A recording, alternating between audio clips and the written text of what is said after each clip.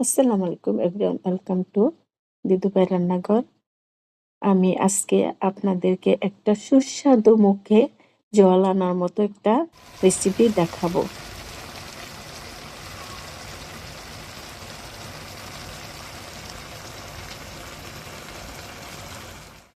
আজকে আমার গাছ থেকে আমি লাউয়ের ডুগা কেটে নিয়ে আসা আমি একটা ছোট মাছের তরকারি করব। কিভাবে করি আপনার ভিডিওটা একটু দেখবেন, একটু ধৈর্য সহ ভিডিওটা দেখবেন, রান্নাটা সুস্বাদু হবে। আমি আপনাদেরকে পুরোপুরি রান্নাটা দেখিয়ে দিই। এই তো আমি এখান থেকে সুন্দর একটা ডুগা কেটে নেব। আমি বেশি নেব না, 2টা ডুগা নেব, কারণ আমি এটার সাথে অনেক তরকারি দেব, তো তাই আমি 2টা ডুগা নেব।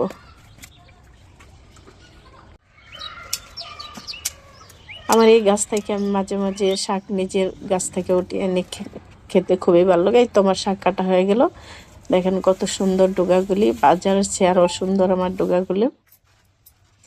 এই শাকের সাথে আমি এই শাকগুলি আমি বেছে নেব। আমি বেশি ডুগা আনি নাই, অল্প এনেছি।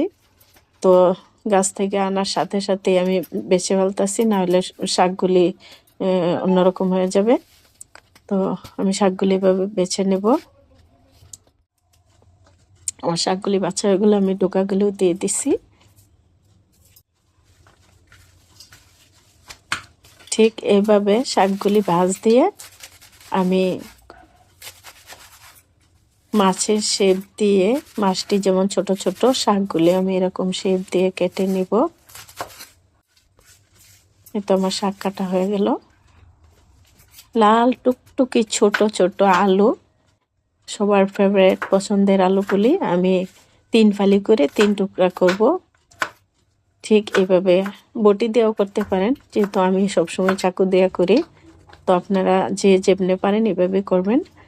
আমার গাছে টমেটো গাছ ছাদে হয়েছে, তো এই কয়েকটা টমেটো প্রথম হয়েছে, তাই পেকে গেছে, নিয়ে আসছি, আজকেই প্রথম উঠাইছি। আরও অনেক টমেটো আছে, তো ওইগুলি আমি ওই তরকারিতে দিয়ে দেব। আর কয়েকটা সিম, হালকা কয়েকটা সিম দিয়ে দেব তরকারির স্বাদটা আনার জন্যে।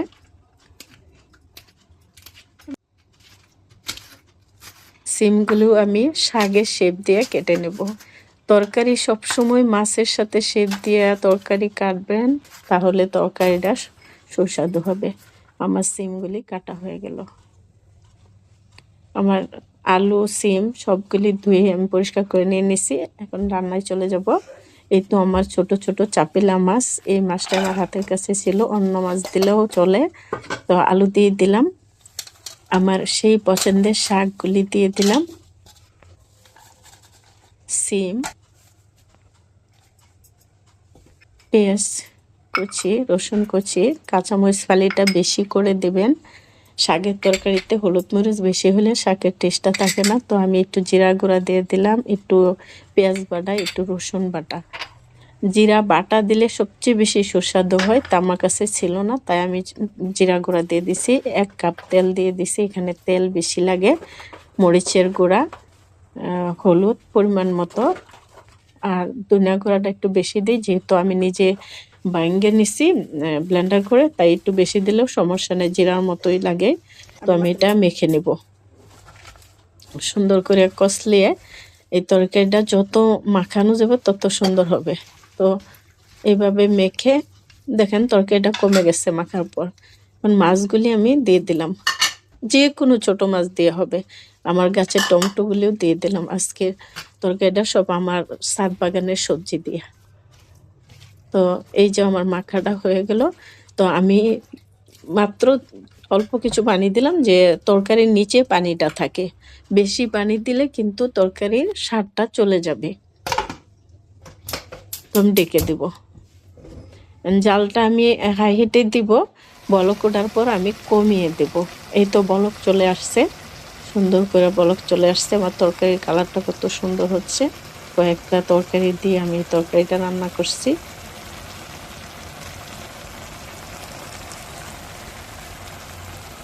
এই তরকারিটা বেশি করে রান্নার কারণ হচ্ছে, আমার ভাবি, 4টা ভাবি আছে আমাদের ফ্ল্যাটে, যেদিন এই তরকারি রান্নি তাদেরকে দিতে হবে, এই জন্য বেশি করে রান্না করছি, তাদেরকে দিয়ে তারপর আমি খাবো।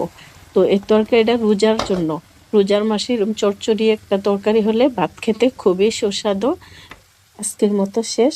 আমার পরবর্তী ভিডিও দেখার জন্য লাইক, কমেন্ট, সাবস্ক্রাইব করে রাখবেন। আল্লাহ হাফেজ।